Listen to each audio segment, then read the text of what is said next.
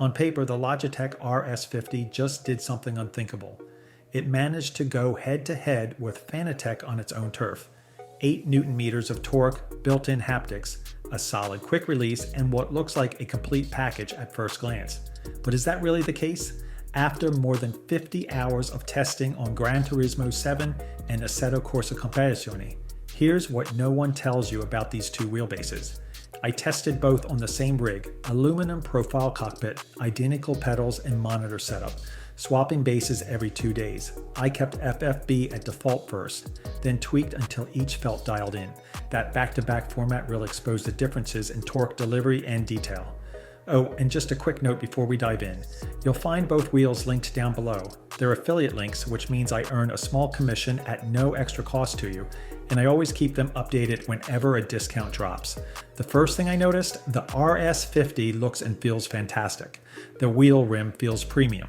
Leather wrapped, solid buttons, tight construction, everything just screams quality. Logitech clearly took its time studying the market before jumping into the direct drive world.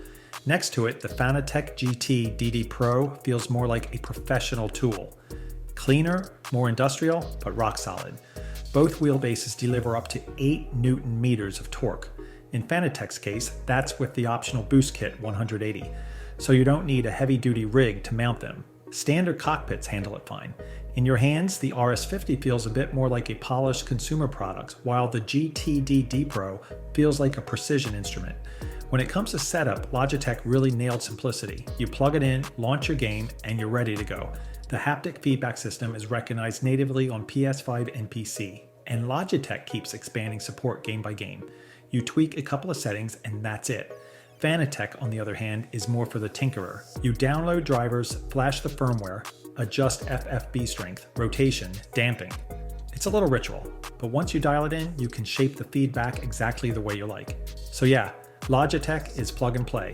Fanatec is plug and tune.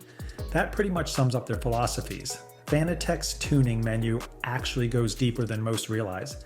You can tweak things like natural damper, friction, interpolation, or FEI, force effect intensity.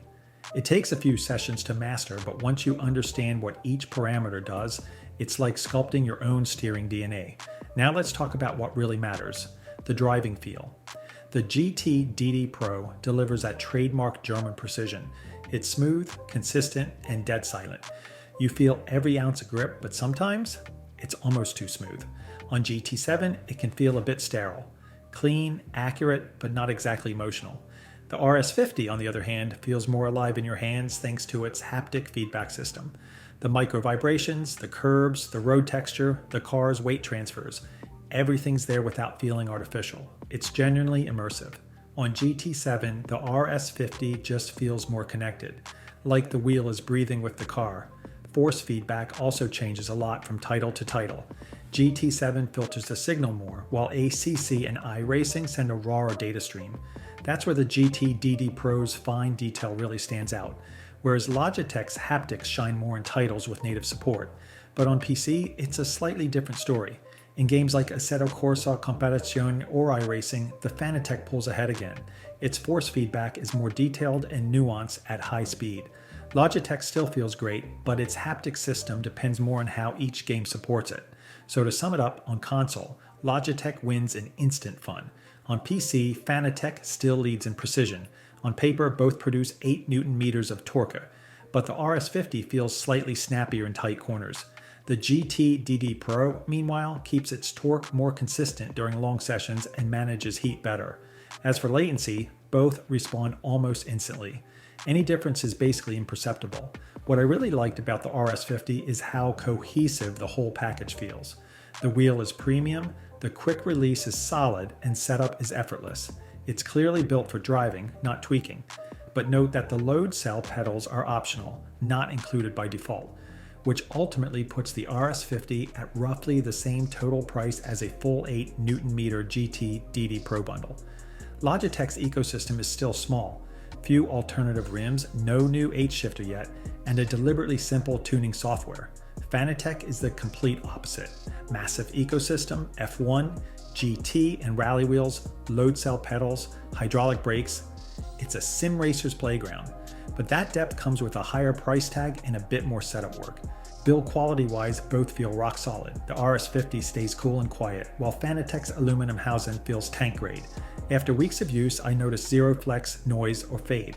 Here's my clear recommendation: if you mainly play on console and want the best balance of performance and fun right out of the box, go for the RS50. If you're into competitive sim racing on PC and want a platform that can grow with you, the GT DD Pro is still the benchmark. For 90% of sim racers, the Logitech will be more than enough. And in the end, both end up costing about the same once you factor in the pedals. If you're thinking about getting one, I've got both wheels linked down below. Affiliate links always updated when a discount hits. Now I'm curious, which side are you on? Team plug and play or team full custom setup? And if you like straight, no BS sim racing reviews, make sure to subscribe. More honest tests coming soon.